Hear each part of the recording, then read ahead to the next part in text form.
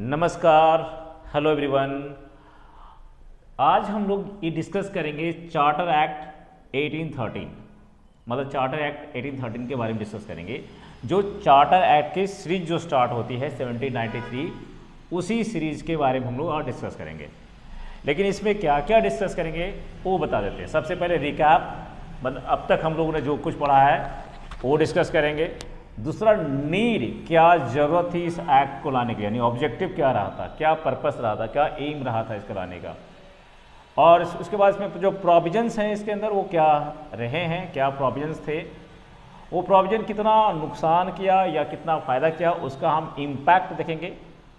Consequences यानी political impact, social impact, economic impact, cultural impact, जो भी देखेंगे उसमें देखेंगे। और क्रिटिसिज्म, इस पर लोगों ने क्या क्या कहा है, बुराइयाँ की है, निंदा की है, वो देखेंगे। लास्ट में जो क्वेश्चंस हैं, जो अब तक आए हुए क्वेश्चन है इसमें प्रीलिम्स में, आईएएस के पीटी में, वो क्वेश्चन भी देखेंगे। और भी एग्जाम में पूछे गए हैं वो भी क्वेश्चंस, ठीक है। तो सवाल आता है चार्टर एक्ट का मतलब, चार्टर। तो जैसा मीनिंग हम चार्टर का मतलब बताए थे, चार्टर का मतलब होता है, मीनिंग ऑफ चार्टर, चार्टर का मतलब एक प्रकार का राइट्स होता है जो लिख करके किसी ऑर्गेनाइजेशन को दिया जाता है। राइट्स, रिटेन राइट्स, ये statement of written rights given to an organization is known as what? Charter. Charter means a kind of rights which is given to an organization. That we need to understand here what exactly charter means. पहली बात। दूसरी बात, charter के बाद अब सवाल आता है चार्टर एक्ट कितने बने हैं। अगर हम चार्टर एक्ट की अगर बात करते हैं तो चार्टर एक्ट की सीरीज की बात करते हैं। इस चार्टर एक्ट को ईस्ट इंडिया कंपनी एक्ट के नाम से भी जानते हैं। चार्टर एक्ट की अगर हम सीरीज बात करते हैं तो पहला है 1793, दूसरा है 1830, हर 20 साल के बाद आता है, हर वीडियो में भी डिस्कस करें। तीसरा है 1833 और चौथा है 1853। इसके बीच में भी 20 साल का गैप है, इसके साल में इसमें भी 20 साल का गैप है, इन दोनों बीच में भी, इन दोनों एक्ट में भी क्या है, 20 साल का गैप है। तो हम ये देख रहे हैं। और इससे पहले एक मेन एक्ट था जिसे हम रेगुलेटिंग एक्ट के नाम से जानते हैं। रेगुलेटिंग एक्ट जो हम डिस्कस कर चुके हैं वो था 1773। तो इनमें भी देखते हैं तो 20 साल का गैप था, लेकिन इसमें जो खामियां थी उसको अमेंड करने के लिए दो कानून आए थे, 1781 और पिट्स इंडिया एक्ट 1784, और एक लॉर्ड कॉर्नवालिस के डिमांड पे 1786 में। तो देखते हैं कि 80 साल जो है कंपनी का रूल रहा है। ये पूरे का पूरा टेन्योर जो रहा है east India company, east India का ही दौर रहा है, रूल रहा है। लेकिन ईस्ट इंडिया कंपनी पूरी तरह से हावी नहीं रही, इस पर भी ब्रिटिश गवर्नमेंट यानी क्राउन का भी यहाँ से शुरू हो जाता है 1813 से। अभी हम डिस्कस करेंगे इसमें। इसके बाद ईस्ट इंडिया कंपनी यानी अंग्रेजों के रूल को हम दो भागों में बांटते हैं, यानी कॉलोनियल रूल को या ब्रिटिश रूल को हम लोग दो भागों में बांटते हैं। ब्रिटिश रूल को we divide the British rule, colonial और British rule, in two category. What are they are basically, one is East India company rule और that is a company rule, and second is what? Crown rule. Crown means when British government या parliament directly took the power, control over what? Indian territory, that is known as what? Crown rule. So we need to understand these two scenario, these two phases in the context of colonial and British rule. What exactly are these? Basically East India Company rules are considered those rule when company became a political power, a dominant power and rule India. And crown rule is known as those rule when British Parliament or British Crown, or you can say British government directly control or took the power of what? East India Company rule and began to control the India. That is known as what? Crown rule. So let us discuss one by one what exactly does it mean. तो हम ये सब discuss तो करेंगे। तो charter act की series हम लोग डिस्कस कर रहे हैं, जिसे ईस्ट इंडिया कंपनी एक्ट भी कह सकते हैं हम लोग। ईस्ट इंडिया कंपनी एक्ट शुरू हुई थी 1600 में। अब 1600 में बनी थी ईस्ट इंडिया कंपनी, लेकिन वो इंडिया आई थी 1608 में, 1608 जहांगीर से परमिशन फरमान लेने के बाद वो ट्रेड करना शुरू करती है। बहुत सारे एक्ट आते हैं, लेकिन एज ओ कंपनी के रूप में ही काम करती है। इसके हिस्टोरिकल बैकग्राउंड बता दिए थे, फिर क्या हुआ था बैटल ऑफ प्लासी, अक्सर वो हम हर वीडियो में डिस्कस तो करना उचित नहीं समझते हैं। तो आज पहले सबसे पहले हम समझेंगे रिकैप। तो इसके पहले हम चार्टर एक्ट जो आया था, पहली चार्टर एक्ट 7 एक्ट जो आया था चार्टर एक्ट, उसके बारे में बताते हैं। तो चार्टर एक्ट 1793 में जो आया था, इसमें क्या प्रोविजन था, इसको इसलिए लाया गया था कि इसमें कंपनी के यानी जो कंपनी के पास जो प्रोविजन था उसको रिन्यू किया जा रहा था। इसमें एक रिन्यू करने का प्रोविजन था, इसको कंपनी को रिन्यू किया गया था। इसके थ्रू 20 साल के लिए उसको मोनोपोली दे दिया गया। यहाँ पे मोनोपोली दिया गया था 20 साल के लिए कि तुम्हारे अलावा यहाँ पे और कोई कंपनी, इंग्लैंड से कोई मर्चेंट नहीं आएगा। 20 साल के लिए ईस्ट इंडिया कंपनी को मोनोपोली दे दिया गया था कि तुम ही रूल करोगे। तीसरा, इसके अलावा यहाँ पे से बोला गया था कि गवर्नर ऑफ जो बंगाल होगा, गवर्नर जनरल ऑफ बंगाल होगा, बंगाल जो होगा इसके पास ज़्यादा पावर होगा। हालांकि ये बात 1773 रेगुलेटिंग एक्ट में बोला गया था, और इसके लिए बॉम्बे का गवर्नर जनरल और मद्रास के गवर्नर जनरल होंगे। इन दोनों के फैसले को भी पलट सकता था। फिनेंशियल सिस्टम को इसने क्या किया था, एक यूनिफॉर्म कर दिया था, और फिनेंशियल सिस्टम पे बंगाल का जो गवर्नर जनरल था उसी का कंट्रोल था, इन मामले में डिसीजन ले सकता था। तो इसके अलावा इसमें जो बोर्ड ऑफ कंट्रोल के जो मेंबर थे, COD के मेंबर है, इनके मेंबर की जो सैलरी थे इंडियन रेवेन्यू में दी जानी थी। और जो कमांडर इन चीफ जो होता था, जो एक व्यक्ति जो बंगाल का गवर्नर जनरल होता था, वो बंगाल का गवर्नर जनरल भी होता, कमांडर इन चीफ। लेकिन एग्जीक्यूटिव काउंसिल का मेंबर बनने के लिए उसे अपॉइंट होना पड़ता था, पहले तो हो जाता था। तो ये सब प्रोविजन था 1793 के चार्टर एक्ट में। तो इसमें कंपनी को 20 साल की जो मोनोपोली थी, उसका ऑब्जेक्टिव था कि कंपनी को बोला कि एक काम करो, जाओ 20 साल के लिए, फिर तुम और से वहाँ पे तुम ही ट्रेड करना, तुम्हारे अलावा कोई और ट्रेड करने इंग्लैंड से नहीं जाएगा। अब लेकिन हालात बदल रही थी, तो ये बात बदल गया। अब जरूरत हुआ कि इंग्लैंड में कुछ प्रेशर बन रहा था। प्रेशर किन के द्वारा बन रहा था? यूरोप, खासतौर ब्रिटेन में कुछ लोगों के द्वारा प्रेशर बनाया जा रहा था, और उस प्रेशर की वजह से यहाँ पे चेंज लाना पड़ा। ऑब्जेक्टिव पहला क्या था? प्रेशर था, एक तो पॉलिटिकल प्रेशर था, दूसरा इकोनॉमिक प्रेशर था। तो क्या क्या इंग्लैंड की तरफ से प्रेशर था जिसकी वजह से चेंज हुआ? तो अगर हम बात करते हैं नीड, तो एक तो पॉलिटिकल, अगर हम बात करते हैं इंग्लैंड की तरफ से जो कंसर्न रहा, क्या क्या कंसर्न रहा है, या कंसर्न या कह सकते हैं, या प्रेशर हम समझते हैं, क्या क्या प्रेशर रहा है, या जिसकी वजह से पहला अगर हम बात करते हैं तो पॉलिटिकल इम्पैक्ट रहा था। कुछ लोग वहाँ मान रहे थे कि ईस्ट इंडिया कंपनी के ऑफिसर बड़ा करप्ट हो रहे, भैया उनको ठीक करने के लिए, उनको डंडा चलाने के लिए तो तुमको जाना ही पड़ेगा, कुछ तो करो, वो बहुत ही कंट्रोल करे, उसके लिए तुम डायरेक्टली इंटरवेन करो कहीं। तो कहीं ना कहीं कि जो सिविल सर्विस उन्होंने जो लागू किया था, कोवेनेंटरी सिविल सर्विस एग्जामिनेशन वगैरह इसके पहले में, तो उनको सैलरी भी फिक्स किया था जजेस वगैरह को 1793 में, जजेस को भी, ऑफिसर को भी पेंशन भी देना शुरू कर दिया था। फिर भी लगा था कि करप्ट ज़्यादा हो रहे हैं और इनफेक्टिव है, बड़ा ढंग से काम नहीं कर रहे। तो ये पॉलिटिकल कारण। दूसरा कारण बनता है इकोनॉमिक कारण। इकोनॉमिक कारण को दो नज़र से देखते हैं, इकोनॉमिक कंसर्न या इकोनॉमिक कॉज। क्या बनता है? Economic pressure. कि इंग्लैंड में और भी व्यापारी थे, मर्चेंट थे, उनका कहना था भाई तुमने तो पूरा अधिकार दे दिया किसको? ईस्ट इंडिया कंपनी को। हम लोग यहाँ झक मारेंगे, भाई हम लोग को भेजो इंडिया भेजो, हम लोग पैसा कमाएंगे। पहली बात इकोनॉमिक के कारण। पहले क्या था? ये बात है 1833, बात हो रही 1833 में, लेकिन हम बात करते हैं 1750 से, लेकिन 1850 के में इंग्लैंड में इंडस्ट्रियल रेवोल्यूशन का पीक होता है, यानी इंडस्ट्रियलाइजेशन वहाँ पे होता है। इंडस्ट्रियलाइजेशन होने के बाद क्या होता है? सरप्लस प्रोडक्शन होता है। सरप्लस प्रोडक्शन के बाद और भी मर्चेंट होते हैं जो अपना सामान इंडिया में बेचना चाहते हैं और पैसा कमाना चाहते हैं। ऊपर से क्राउन भी चाहती थी कि ज़्यादा पैसा आए और उनको ज़्यादा इनकम हो। तो इंग्लैंड के जो मर्चेंट थे या ब्रिटेन के जो मर्चेंट थे वो कह रहे थे भैया हम लोग यहाँ पे झक मारेंगे, हमको भी जाने दो इंडिया। सिर्फ ईस्ट इंडिया कंपनी में जो 15-16 जो स्टेक होल्डर उन्हीं को जाने दिया, हम लोग को भी जाने दो, हम लोग भी बेचेंगे सामान, हम लोग पैसा कमाएंगे, हमारे इंडस्ट्री में रॉ मटेरियल चाहिए, हम भी लाएंगे जैसे वो लोग लाते हैं। तो पहला प्रेशर तो इकोनॉमिक ये था। प्रेशर किसके तरफ था? तो मर्चेंट की तरफ से था। तो कुछ मर्चेंट व्यापारी जो वहाँ पे कह रहे थे कि हमको भी इंडिया जाने दो भैया, हम भी पैसा कमाएंगे, हम भी अपना सामान बेचेंगे, जैसे वो बेच रहे हैं हम भी बेचेंगे। तो एक कारण बनता है। पॉलिटिकल तो कारण बता दिए थे कि यहाँ पे एक करप्शन वाला बता रहे थे उन लोग कि करप्शन हो गया था तो तुम डायरेक्ट इंटरफेयर करो, ये एक बात बताए थे, ये इस फैक्टर में आएगा। ठीक है। दूसरा, मर्चेंट के अलावा मर्चेंट तो थे, तो और उनको लग रहा था, ब्रिटिश इवन क्राउन को भी लग रहा था कि भाई रेवेन्यू और बढ़ना चाहिए। रेवेन्यू बढ़ाने के लिए क्या होगा? ज़्यादा से ज़्यादा व्यापार करेंगे, ज़्यादा वहाँ से इंग्लैंड से क्या होगा? एक्सपोर्ट होगा। और इंडिया से रॉ मटेरियल क्या होगा, इंपोर्ट होगा, उसकी इंडस्ट्री को फीडअप करना था। हालांकि इसका इम्पैक्ट और हम रिपरकशन भी बता देंगे इसका आगे क्या होता है।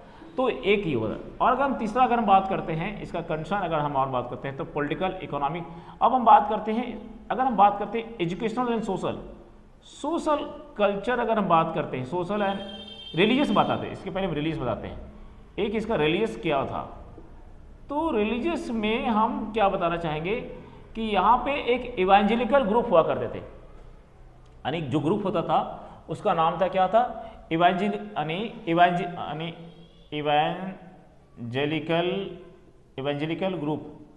ग्रुप। तो इनका जो क्या था, ये वो ग्रुप थे जो मानते थे कि क्रिश्चियनिटी को स्प्रेड होना चाहिए और जो हार्डकोर क्रिश्चियनिटी को बिलीव करना होता। और यहाँ पे इंग्लैंड में दो प्रकार के ग्रुप होते थे, उधर यूरोप में एक होते थे ओरिएंटलिस्ट जो ईस्ट की तरफ पढ़ते थे, इवेंजेलिकल जो सो कॉल्ड ब्रिटिश पावर को सुप्रीम सही मानते थे या क्रिश्चियनिटी स्प्रेड करने में विश्वास करते थे।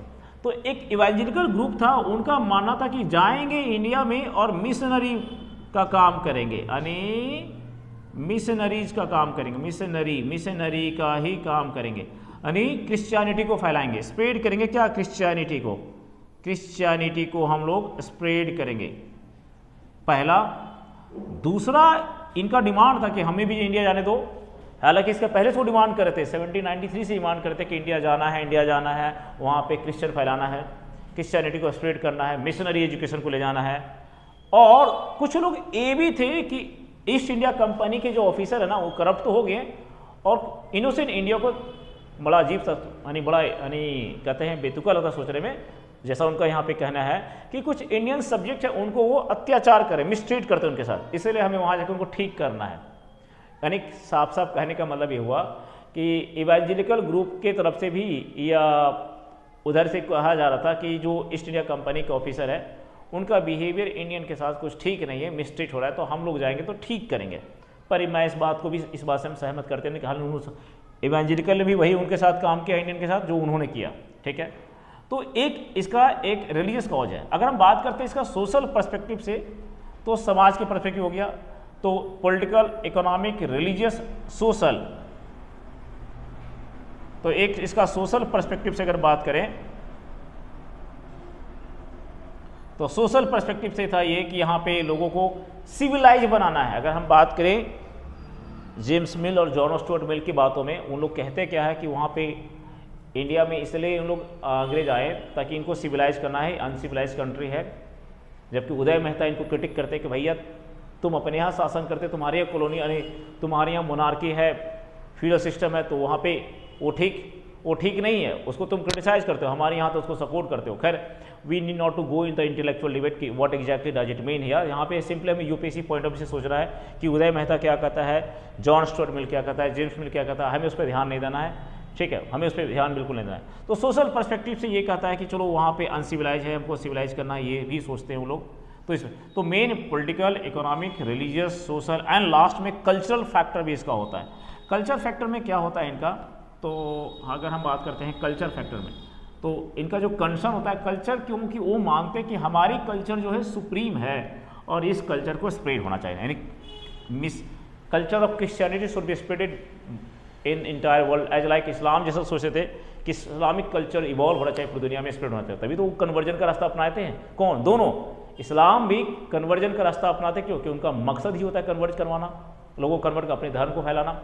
और क्रिश्चियनिटी का मकसद भी होता है इसको स्प्रेड करवाना और कन्वर्ट करवाना। इसको हम डिस्कस करेंगे एडवेंट ऑफ यूरोपियन पावर के कंटेक्स्ट में डिटेल में कि वो कैसे अकबर और शाहजहां को भी अकबर और जहांगीर को भी कन्वर्ट करवाना चाहते थे जब पोर्टुगीज आए थे। तो अभी हम यहाँ पे डिस्कस नहीं करेंगे, हिस्ट्री के लेक्चर में डिटेल में डिस्कस करेंगे जब एडवेंट ऑफ यूरोपियन डिस्कस करेंगे। तो उनका इरादा क्या था, किस मकसद से, तो कहीं ना कहीं उसका हम अगर बात करते हैं, अगर उनका कंसर्न देखते हैं, आने के पीछे कॉज देखते हैं, कंसर्न देखते हैं, तो क्या क्या कॉज देता है। पॉलिटिकल कॉज जैसा डिस्कस किए, इकोनॉमिक कॉज व्यापारियों की तरफ से, सोशल कॉज समाज को कैसे वो सुधारना चाहते थे, रिलीजियस कॉज क्रिश्चियनिटी को कैसे फैलाना चाहते थे, और political, economic, social and cultural cause वो चाहते थे कि हमारा ही कल्चर सुप्रीम हो, वो दुनिया में डोमिनेट करो। ऐसे भी वेस्टर्न कल्चर तो डोमिनेट किया ही किया। तो इन सारे क्या है, कंसर्न है, हम कह सकते हैं कंसर्न कर सकते हैं, कॉज कर सकते हैं, या फैक्टर बन सकते हैं जिसकी वजह से कहीं ना कहीं 1830 एक्ट में हमें वो झलकता है। जैसे मिशनरी भी आते हैं, मिशनरी आके क्रिश्चियनिटी स्प्रेड तो करते हैं, पढ़ाने का भी काम करते हैं। वेस्टर्न एजुकेशन भी इसी सिस्टम में आते हैं। 1 लाख रुपया उस समय के हिसाब से सालाना खर्च भी करते हैं। इसको फिर एजुकेशन सिस्टम को टर्निंग पॉइंट रहता है एजुकेशन सिस्टम में। उससे पहले इंडिया में इंडिजिनस एजुकेशन सिस्टम होता है, वो सभी हम लोग डिस्कस करेंगे क्या क्या है क्या नहीं। तो इसके अंदर ये नीड था, ये ऑब्जेक्टिव था। तो अब प्रोविजन क्या है, ये तो कंसर्न बता दिए कि ये सब कारण था। अगर हम बात करते हैं इसकी प्रोविजन को, अगर पॉलिटी पॉइंट ऑफ व्यू से सोचते हैं तो पॉलिटी में एम लक्ष्मीकांत में मात्र 5 बातों को मेंशन किया गया, लेकिन हिस्ट्री की नज़र से देखें तो बहुत सारा फैक्टर इसमें समझने में आएगा। अगर हम इसकी प्रोविजन की बात करते हैं तो इसके अंदर प्रोविजन क्या क्या है। अगर हम बात करते हैं प्रोविजन की बात करते हैं तो हम थोड़ा मिटा देते हैं ये इम्पैक्ट या कॉन्सिक्वेंसेस, ठीक है। अगर हम प्रोविजन की बात करते हैं तो इसमें क्या क्या प्रोविजन है, प्रोविजंस, ठीक है, क्या क्या प्रोविजंस है इसमें। अगर हम बात करते हैं 5 फैक्टर पे जो प्रोविजन की, पहली बात तो ये है कि जो पहला बात तो ये है कि कंपनी का जो ट्रेड मोनोपोली है अब कहता है बेटा बाय बाय टाटा करेंगे। तो जो पहला जो ट्रेड मोनोपोली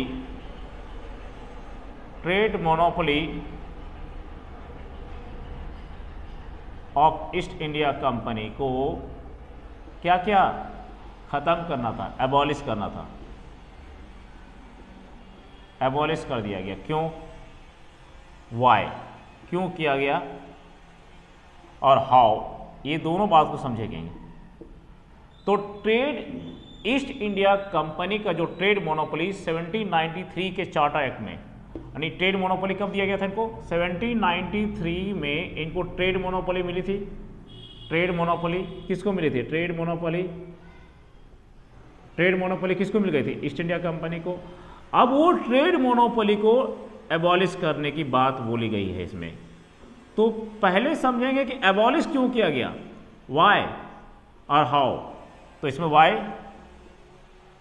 और हाउ, वाई इसलिए किया गया क्योंकि वहां पे ब्रिटिश में मर्चेंट थे, व्यापारी लोग थे, मर्चेंट्स का डिमांड था, डिमांड बोलेंगे या प्रेशर था, किन पे, क्राउन पे प्रेशर था, वहां के ब्रिटिश पार्लियामेंटेरियन पे और वहां के पार्लियामेंटेरियन पे था, और वहां के बोलेंगे क्राउन पे था कि भैया हमको भी इंडिया जाने दो, हम भी व्यापार करना चाहते हैं, जैसे रिपीट हम कह चुके हैं, हम भी ट्रेड करना चाहते हैं, तो हमारी शर्तें हमारी मांगे पूरी करो, नहीं तो हम करेंगे हड़ताल, हमारी मांगे पूरी करो, हमें भी जाने दो इंडिया, नहीं तो हम मचाएंगे यहाँ पे हंगामा। तो ये डिमांड था मर्चेंट्स का कि हमको इंडिया जाने दो, हम भी पैसा कमाना चाहते हैं।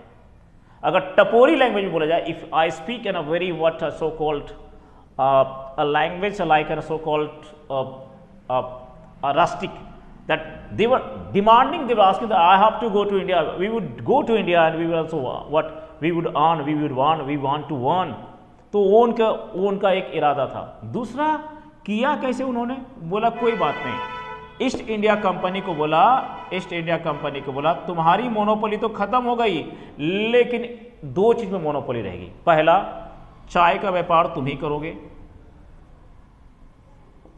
पहला, ईस्ट इंडिया कंपनी तो खत्म तो हो गया, लेकिन खत्म तो कर दिया, लेकिन इसमें सिर्फ और खत्म कर दिया और बोला कि आपकी मोनोपोली खत्म हुई, लेकिन 2 चीज में आपकी मोनोपोली जिंदाबाद रहेगी। पहला, चाय के व्यापार तो भैया आप ही करना, और चाइना के साथ ट्रेड भी तुम ही करना, और ओपियम की खेती भी तुम ही करवाना। ठीक है, 3 ही बात बोली गई थी। तो उन्होंने क्या किया, व्यापार की मोनोपोली खत्म कर दिया, ट्रेड की, बोला चाय पे कंट्रोल तुम्हारा ही होगा, पहले कारण, और दूसरा चाय पे कंट्रोल तुम्हारा होगा, दूसरा चाइना के साथ ट्रेड तुम ही करोगे, और ओपीएम वाला जो देख रहे हो मामला खेती वगैरह वो भी तुम ही करवाओगे, इसलिए तुम जाओ। अच्छा, एक बात हम समझते हैं, ये तो हो गया यहाँ पे। तो यानी चा से बनता क्या, चा से चाइना भी और चाय से चाय भी। तो याद रखना, चा से चाय के व्यापार 1833 में चाय के व्यापार रहने दिया इसके पास। एक क्वेश्चन पूछा भी है पीटी में, और चाय के व्यापार इसी पास रह गया, और चाइना के साथ ट्रेड यही रह गया, ओपीएम की खेती भी यही करवाएगा। तो इस तरह से उन्होंने बाकी सब में ओपन कर दिया, और मतलब एक तरह से इन्होंने लिबरलाइज कर दिया। क्या किया? लिबरलाइज कर दिया। हाँ, क्या किया उन्होंने? यानी हम जिसे लिबरलाइजेशन समझते हैं, तो उन्होंने क्या किया? एबॉलिश तो किया, तो कैसे? हाँ, तो 3 तरीका है। पहला, चाय के व्यापार रहने दिया उन्होंने, यानी कैसे किया? लिबरलाइज कर दिया। लिबरलाइज कर दिया, लिबरलाइज का मतलब होता है यहाँ पे उदारीकरण।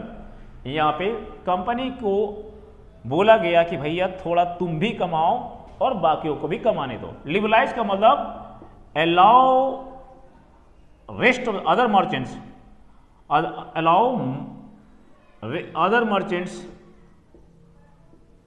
Merchants to trade in India. लो, क्राउन को पैसे भी कमाएंगे, ट्रेड इन इंडिया। पहले क्या था? 1793 में मोनोपोली थी, तुम्हारे अलावा कोई और यहाँ पे आ नहीं सकता है, मतलब इंग्लैंड से, बाकी कंट्रीज तो आ ही रहे थे। तो allow other merchant to trade in India, मतलब ये हो गया लिबरलाइजेशन प्रोसेस, लिबरलाइज कर दिया। इसका लिबरलाइजेशन के पीछे हमने कहा कि पॉलिटिकल प्रेशर भी रहा था, इकोनॉमिक प्रेशर। पॉलिटिकल प्रेशर में एक तो कारण था कि कंपनी करप्ट हो गई है। इकोनॉमिक प्रेशर में जैसे मैंने बताया कि मर्चेंट का डिमांड था, एक डिमांड और था, वाई में हम बताए थे। एक तो मर्चेंट का डिमांड तो था ही, मर्चेंट का डिमांड तो था ही था, साथ में नेपोलियन की जो वार हुई थी 1803 लेकर 1815 में, नेपोलियन वार। हाँ, इंपॉर्टेंट पॉइंट, नेपोलियन जो वार, द नेपोलियन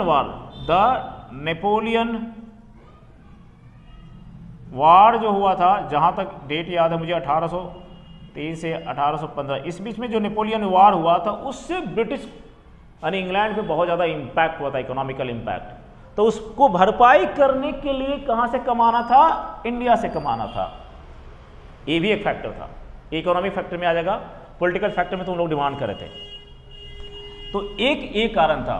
पहला, हमें इसके अगर हम प्रोविजन की बात करते हैं, तो पहली प्रोविजन क्या हुआ कि ट्रेड मोनोपोली को उन्होंने क्या कर दिया? ट्रेड जो मोनोपोली था, ट्रेड मोनोपोली किसका था? Monopoly of east India company का, उसको बाय बाय टाटा कर दिया उन्होंने, एबॉलिश कर दिया। हम देखें कैसे, क्यों, कब, सब बता दिए। ठीक। दूसरा क्या बोला कि अब भैया हम इंडिया में एजुकेशन सिस्टम में रिफॉर्म करेंगे, यानी उन्होंने मिशनरी को अलाउड कर दिया। किसको? तो इसमें हम एक चीज तो देखे थे, कंपनी को रिस्ट्रिक्ट कर दिया था चाय के साथ और चाइना के साथ, लेकिन अलाउ किया गया बाकी कंपनियों को। अब उन्होंने क्या किया? मिशनरी आना शुरू कर देते हैं। मिशनरी का मतलब होता ही है क्रिश्चियनिटी को स्प्रेड करना, क्रिश्चियनिटी। ये आए तो 2 पर्पस से, एक आए कि हम इंडिया में लोगों को एजुकेशन देंगे, यानी एजुकेटेड करेंगे, एजुकेशन। इसी बात को जॉन स्टुअर्ट मिल और जेम्स मिल भी सपोर्ट करते हैं, लेकिन उदय मेहता कहता है भाड़ में जाओ, तुम्हारी ऐसी की तैसी, अपने यहाँ करते जैसे हमारे यहाँ ऐसे। खैर, उनकी बात हम यहाँ नहीं करेंगे। ठीक है। एक एजुकेशन के कंटेक्स्ट में कि भैया इंडिया वालों को एजुकेट करना है, और यही एजुकेशन की नींव और कहते हैं वाटर मार्क कहते हैं, यानी वाटर शेड या कहते हैं बेंचमार्क या टर्निंग पॉइंट यहाँ पे सिद्ध होता है इंडिया के मॉडर्न एजुकेशन सिस्टम में। हालांकि इंडिया में इंडिजिनस एजुकेशन सिस्टम, वो भी फिर बाद में आके अपने काम का ही पढ़ाते हैं, इंग्लिश और मैथ्स पढ़ाएंगे, साइंस, प्रैग्मेटिक एजुकेशन जो उनको कलर बनाने में काम आता है, आगे डिस्कस करेंगे। तो एजुकेशन सिस्टम। दूसरा, रिलीजियस के मामलों में, रिलीजियस का मतलब है कि हम क्रिश्चियनिटी को स्प्रेड करेंगे, फैलाएंगे, स्प्रेड करेंगे। तो ये 2 मकसद था। एजुकेशन के लिए उन्होंने 1 लाख रुपया उस जमाने के हिसाब से 1 लाख रुपीस सालाना एनुअली खर्च करते थे। खर्च करने के लिए उन्होंने, हालांकि क्रिटिसाइज करने वालों ने कहा कि ये अमाउंट बहुत कम था, इंडिया की पॉपुलेशन के हिसाब से क्या था, क्रिटिसिज्म में देखेंगे कि पॉपुलेशन बहुत ज़्यादा था तो उसके हिसाब से कम पड़ता, इतना नहीं होना चाहिए था। ठीक है। ये काम किया उन्होंने। तो ये तो समझेंगे कि 1 लाख रुपया। रिलीजियस के लिए उन्होंने स्कूल, यानी मिशनरी स्कूल खोले गए उनके। फिर इंग्लिश एजुकेशन सिस्टम का दौर आगे 1838 में देखेंगे, मकाले मिनट आने के बाद कैसे कैसे चेंज होता है वो भी देखेंगे। तो उन्होंने स्टेप यानी कदम रख दिया था यहाँ पे इंडिया के एजुकेशन सिस्टम में। ठीक है। तो एक ट्रेड हो गया, दूसरा मिशनरीज हो गया। अगर हम बात करते हैं तो अब इसके अलावा और प्रोविजन क्या है, प्रोविजन क्या है, अब यहाँ पे एक प्रोविजन तो इसमें अगर हम बात करते हैं तो इसके अकॉर्डिंग क्वेश्चन के अकॉर्डिंग समझते चले जाएंगे। और अगर हम बात करते हैं तो लोकल गवर्नमेंट जो अंग्रेजों के द्वारा था उसको इम्पावर किया गया था, लोकल गवर्नमेंट को इम्पावर कर दिया गया था कि मांगो टैक्स, जो टैक्स नहीं देता है बेटा उसको उठा उठा के पटक के पीटो। तो लोकल गवर्नमेंट को इम्पावर किया गया था to collect the tax, to collect the tax. अगर टैक्स नहीं देते, if they don't pay tax, तो तुम फ्री हो उसको पनिशमेंट करने के लिए, तो उसको पनिशमेंट कर सकते हो, पनिश कर सकते हो। अब बताओ ऐसे ऐसे प्रोविजन इसमें लागू था। तो लोकल गवर्नमेंट जो थे उसमें उनको अंग्रेजों ने कहा कि जाओ तेरे पास पावर है, टैक्स कलेक्ट करो, अगर टैक्स नहीं देते तो उठा के पीटो, जो करना है करो। मिशनरी को फैलाने का काम तो बता दिए यहाँ पे। मिशनरी का मतलब ये था कि इंडिया वालों को इनलाइटन करने हैं, उन लोग असभ्य है, इनसिविलाइज्ड है, ठीक है। चौथा अगर हम प्रोविजन की बात करें इसमें, तो क्या प्रोविजन है जो इसमें क्यों लाया गया, इसके पीछे चौथा प्रोविजन की अगर हम बात करते हैं, अगर चौथा प्रोविजन की बात करें इसमें तो पहला तो बता दें इकोनॉमिकल फैक्टर रहा कि कंपनी को बोला ठीक है 20 साल के लिए और, यानी क्या बोला कंपनी 20 साल, कंपनी बोला 20 साल के तुम और ट्रेड कर सकते हो, लेकिन चाइना के साथ व्यापार तुम ही करोगे और चाय पे कंट्रोल तुम ही का होगा, इसमें तुम्हारा मोनोपोली होगा, और ओपीएम वाला भी तुम्हारा मोनोपोली, बाकी में तुम्हारा तेरी मोनोपोली की ऐसी की तैसी भाड़ में जाओ, बाकी विदेश वाले और भी वहाँ से और भी आएंगे, वो भी ट्रेड करेंगे, ठीक है। तो कहीं ना कहीं ये सब तो बात तो बोल ही दिया था। अब उन्होंने पॉलिटिकल फैक्टर, चूँकि ये कहीं ना कहीं एक ऐसा है कि ब्रिटिश पावर को मॉडर्नाइज करता ही बोला, मॉडर्न वे तरीका से यहाँ पे डोमिनेट करने का एक कंसेप्ट तैयार हो जाता है यहाँ पे। और हम इसमें एक और इम्पैक्ट इस प्रोविजन की बात करते हैं, sovereign of British crown over EIC territory. कहने का मतलब जो भी EIC ईस्ट इंडिया कंपनी के हाथ में जो भी टेरिटरी आएगी, अब उस पर सोवरेन मतलब उसका कहने दखल या कंट्रोल, या हम कह सकते हैं दखल कंट्रोल, या हम कह सकते हैं एक तरह से क्या बोल सकते हैं, दखल कहेंगे, कंट्रोल बोलेंगे, या बोलेंगे जो भी बोले, किसका हाथ में चला गया, ब्रिटिश क्राउन के हाथ में चला गया। मतलब उस एरिया को ब्रिटिश एरिया के दायरे में ही देखना लोग शुरू कर दिए, शुरू क्या हो ही जाता है, तो उसमें उसकी सोवरेनिटी आ जाती है ब्रिटिश क्राउन को। अब ये कह सकते हैं कि पूरी तरह से अब कंपनी के पास पावर नहीं होता है, क्राउन अपने हाथ में पावर थोड़ा थोड़ा शिकंजा कसना शुरू करता है, लेना शुरू कर देता है। सेपरेट अकाउंट होता है कि जो रेवेन्यू कलेक्ट होंगे, कमर्शियल ट्रांजेक्शन जो होगा और टेरिटोरियल रेवेन्यू होगा, उसके लिए उन्होंने क्या है सेपरेट अकाउंट, एक लास्ट पॉइंट अगर हम इसको प्रोविजन करते हैं, सेपरेट अकाउंट की बात करता है, सेपरेट अकाउंट। तो सेपरेट अकाउंट किसके लिए, सेपरेट अकाउंट होगा जो टेरिटोरियल रेवेन्यू आएगा उसके लिए, और जो कमर्शियल ट्रांजेक्शन होगा उसके लिए। तो जो कमर्शियल ट्रांजेक्शन होगा, कमर्शियल ट्रांजेक्शन जो होगा उसके लिए, और टेरिटोरियल रेवेन्यू जो आएगा उसके लिए एक सेपरेट अकाउंट की व्यवस्था की गई इसमें, टेरिटोरियल रेवेन्यू।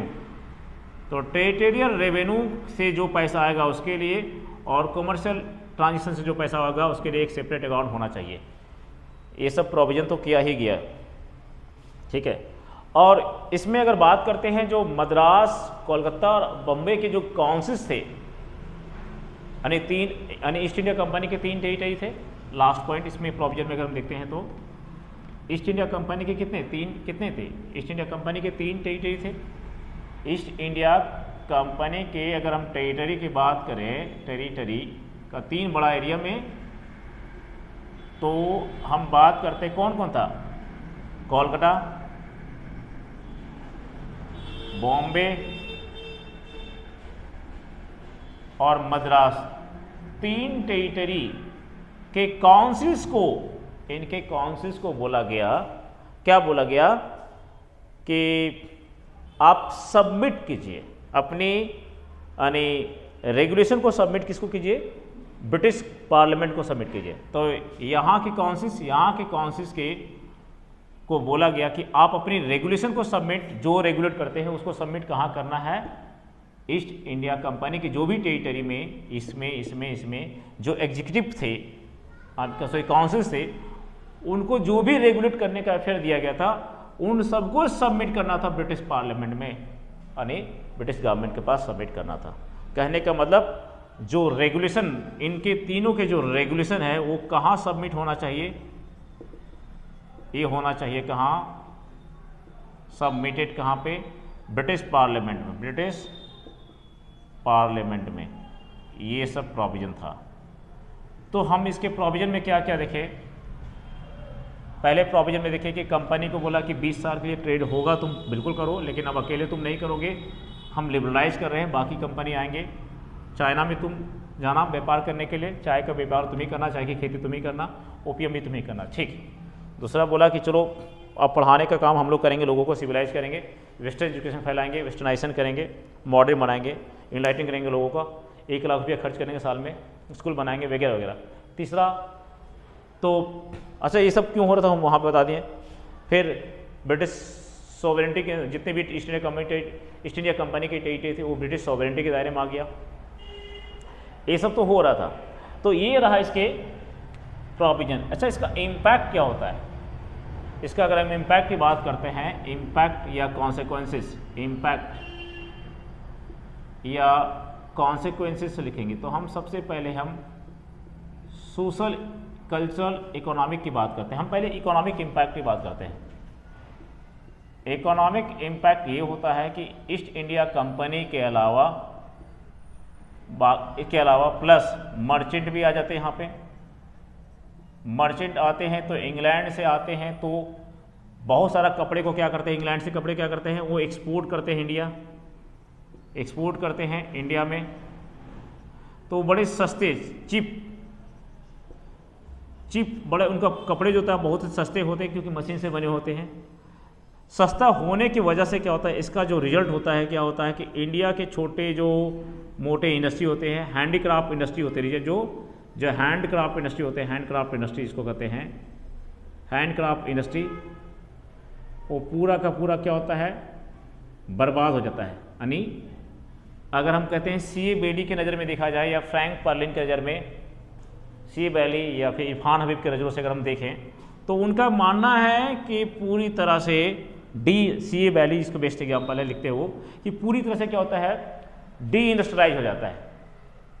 यानी डी इंडस्ट्रियलाइज का मतलब जितने भी हैंडीक्राफ्ट इंडस्ट्री वो बर्बाद हो जाते हैं क्योंकि सस्ते कपड़े से सस्ते होते हैं उनके और डिजाइनदार होते हैं। और इंडिया का जो कपड़ा होता है, जो यहाँ के जो कपड़े होते हैं वो खादी के होते हैं और जो कॉटन के होते हैं वो खादी के, वो हाथ से बनाते हैं और बहुत समय लगता है, महंगा होता है, जिनकी डिमांड इंग्लैंड में बहुत ज़्यादा होती है वहाँ की। तो इसके बाद वो टैरिफ लगाने का काम आगे शुरू कर देते हैं। तो डी इंडस्ट्रियलाइजेशन का फेज कहीं ना कहीं इंडिया में शुरू कर देते हैं, जो छोटे मोटे इंडस्ट्री होते हैं उसको बर्बाद कर देते हैं। इनको एक इम्पैक्ट तो बहुत बड़ा होता है। दूसरा क्या, उनके सस्ते कपड़े आ जाते हैं तो यहाँ पे उनको रेवेन्यू भी ज़्यादा जनरेट हो जाता है, तो इकोनॉमिकली वो जो कमाना चाहते हैं उनको फ़ायदा हो जाता है। तो एक तो इकोनॉमिक इम्पैक्ट ये हुआ। पॉलिटिकल इम्पैक्ट क्या हुआ ये देखते हैं।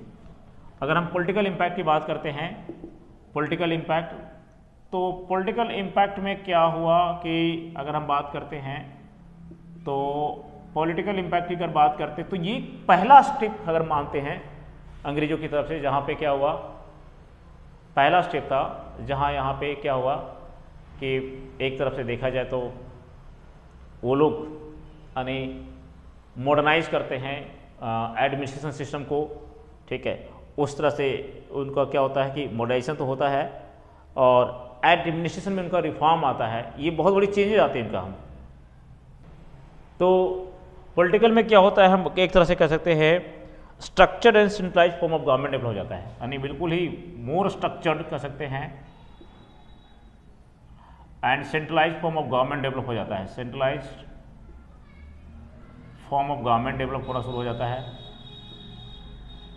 कंट्रोल करने का तरीका ज़्यादा होता है, ज़्यादा मॉडर्नाइज होता है इनका। ये सब तो होता ही होता है, ये इसका पॉलिटिकल इम्पैक्ट होता है, ठीक है। ब्रिटिश क्राउन को ज़्यादा पावर मिल जाता है, वो नज़र रखना शुरू करते हैं ब्रिटिश ईस्ट इंडिया कंपनी की टेरिटरी पे, ये सब। अगर हम बात करते हैं सोशल इम्पैक्ट की बात करते हैं, social and cultural impact, social and cultural, religious culture, social culture, religious, तो वो मिशनरीज स्प्रेड होने की वजह से मिशनरीज होते हैं, मिशनरी का स्प्रेड होता है तो कन्वर्जन का भी रास्ता खुलता है क्रिश्चियनिटी की तरफ, नंबर 1। नंबर 2, चूँकि ये इनका मानना भी था कि एक मानना था कि जो इंडिया में एजुकेशन सिस्टम में टर्निंग पॉइंट आता है तो कल्चर क्या होता है, वेस्टर्न कल्चर के स्प्रेड हो जाना शुरू हो जाता है। यहाँ पे कल्चर में अगर बात करते हैं वेस्टर्नाइजेशन ऑफ कल्चर शुरू होना, वेस्टर्नाइजेशन ऑफ कल्चर हम कह सकते हैं, वेस्टर्नाइजेशन ऑफ कल्चर, कल्चर का भी क्या होता है वेस्टर्नाइजेशन होना शुरू हो जाता है। सोशल में मिशनरी कह सकते हैं, रिलीजियस में सोशल कल्चर एंड रिलीजियस, तीनों अगर हम लगा दें इसमें तो ये सब इम्पैक्ट देते हैं। अब हम इसको बता ही देते हैं, लिखें कितना इसमें, कि एक तो वेस्टर्नाइजेशन की तरफ चले जाते हैं लोग, मिशनरीज आते हैं, उसके अलावा इनलाइटन की बात करते हैं, फिर वही चीज़ें आ जाती है कि क्या बोलते हैं, हाँ रिलीजियस हो गया, आइडियाज़ थॉट्स चेंज होते हैं, उसके बाद फिर ब्रिटिश ऑथर आते हैं, फिर वो लिखना शुरू करते हैं, फिर वो आइडिया उनका डिसेमिनेट होना शुरू हो जाता है। फिर 1833 में इसके बाद एजुकेशन सिस्टम में और चेंज आता है, फिर इंग्लिश एजुकेशन का एक दौर आ जाता है, उसके बाद वाला हम एक्ट में देखेंगे।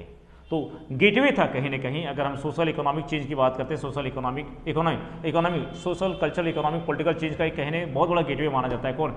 1833 का 1813 का चार्टर एक्ट, 1813 का चार्टर एक्ट, 1813 का चार्टर एक्ट जो है बहुत बड़ा गेटवे माना जाता है। तो ये इसके प्रोविजंस रहे हैं। और उसके बाद अगर हम बात करते हैं इसमें, अगर क्वेश्चन आंसर अगर हम पूछे हैं तो क्या क्वेश्चन पूछा गया है हम ये देखते हैं। तो ये हम लोग इसमें आज क्वेश्चन है जो उसको डिस्कस करेंगे। तो जैसे एक, अच्छा इसको क्रिटिसाइज क्या किया गया है, कुछ लोगों ने कहा पैसा सफिशिएंट नहीं था, 1 लाख रुपया उसे और देना चाहिए था इंडिया का पॉपुलेशन के हिसाब से, ठीक है। कुछ लोगों ने कहा कि ईस्ट इंडिया कंपनी की पावर अभी भी उसके हाथ में था, सिर्फ अभी भी कहीं ना कहीं कंट्रोल वही करता, एडमिनिस्ट्रेशन वही कर रहा था, पूरी तरह से ब्रिटिश इंडिया के कंट्रोल में नहीं था, ब्रिटिश कंट्रोल में नहीं था। कुछ लोगों ने ये कहा कि डायरेक्ट गवर्नमेंट की कमी थी, यहाँ पे डायरेक्ट गवर्नमेंट नहीं था। कुछ लोगों ने कहा कि लोकल इंडस्ट्री को ज़्यादा इम्पैक्ट हुआ, ये बात तो सही, लोकल इंडस्ट्री का इम्पैक्ट तो हुआ, तो इसे लोग बुराई मानते हैं। कल्चरल वैल्यू, हाँ सबसे इम्पॉर्टेंट है, कल्चरल वैल्यू को इम्पोज किया गया। इसका अगर हम बात करते हैं सोशल कल्चर में एक बहुत इंपॉर्टेंट था कल्चरल, वही चीज़ हम बता रहे थे, कल्चरल वैल्यू को इम्पोज किया गया। यहाँ से हम जो पढ़ते हैं पढ़ो, जो पढ़ा रहे हैं पढ़ो, जो कपड़ा पहन रहे हैं पहनो, ये सब का दौर यहाँ से शुरू हो जाता है। अब इससे रिलेटेड एक IAS में एक क्वेश्चन पूछा है प्रीलिम्स में, वो हम क्वेश्चन बताते हैं कि क्या है वो क्वेश्चन हम लिख के लाए हैं। तो क्वेश्चन बोला गया है, consider the following statement of the act 1813, consider the following statement of act 1813, एक क्वेश्चन है, हम बोर्ड पे लिखते हैं उसमें कहता क्या है। एक सेकेंड हम पॉज करते वीडियो। ये क्वेश्चन है 2019 2019 के प्रीलिम्स में पूछा है। Consider the following statement, following statement को कंसीडर करना है एक्ट 1830 के रिगार्डिंग में। पहला, it ended the trade monopoly of east India company, हाँ यहाँ तक तो बात बिल्कुल सही है। Except for the trade in T, बिल्कुल, एंड विथ चाइना, ओपियम था, कोई दिक्कत नहीं है। तो ईस्ट इंडिया कंपनी की मोनोपोली खत्म कर दिया, बोला हाँ 20 साल तक ट्रेड करो लेकिन सारे जगह तुम्हारी मोनोपोली नहीं होगी, अब तुम्हारी मोनोपोली सिर्फ चाइना में चलेगा, चाइना के व्यापार में, और चाय में चलेगा, ओपियम में, बाकी कहीं नहीं चलेगा, बाकी तेरी मोनोपोली खत्म, बाकी से कंपनी बाकी बाहर, बाकी इंग्लैंड से और भी मर्चेंट्स आएंगे और भी व्यापारी आएंगे, क्योंकि वहाँ भी इकोनॉमिक प्रॉब्लम हुआ है नेपोलियन वार की वजह से वगैरह वगैरह, ये सब प्रॉब्लम, ये बात बिल्कुल सही है, ठीक। इट एसर्ट मतलब जोड़ देना, the sovereignty of British crown, बिल्कुल, over East India company territory, जितने भी ईस्ट इंडिया कंपनी के पास टेरिटरी थी तीनों, मानी बंगाल, कलकत्ता, मद्रास और बॉम्बे, उस पे नज़र अब किसका होगा, ईस्ट इंडिया कंपनी के कि टेरिटरी पे नज़र किसका होगा, ब्रिटिश क्राउन का बिल्कुल नज़र होगा, सॉवरेनिटी तो होगी, इसके असर होगी, बिल्कुल ये बात सही है। The revenue of India were not control by the British, नहीं, ब्रिटिश पार्लियामेंट रेवेन्यू को कंट्रोल नहीं करेगा, बल्कि इसके लिए एक सेपरेट अकाउंट आ गया था जो टेरिटोरियल रेवेन्यू को और कमर्शियल ट्रांजेक्शन को के लिए था वो, और ये बात मेंशन है किया गया कि ब्रिटिश पार्लियामेंट इसको कंट्रोल करेगा। तो ये स्टेटमेंट गलत हो गया। तो स्टेटमेंट 1 और 2 ये दोनों सही है। तो ये 2019 का प्रीलिम्स का क्वेश्चन है। अब हम अगले सेक्शन में डिस्कस करेंगे charter act what 2090। So I will what keep continue this class, means I'll discuss in the next section both, that is Charter Act of 1833, and in that act we'll come to know how the British began to vote, begin to centralize their begin to start the centralization of power in one way. Other way we'll come to know about the Macaulay Minute and how the education system has changed a lot, how the English became a part of what, not only knowledge, but it became a part of what of symbols, a part of symbol in India, how it began to reshape the Indian education system. So that will come to in the later section, what that is Charter Act 1833.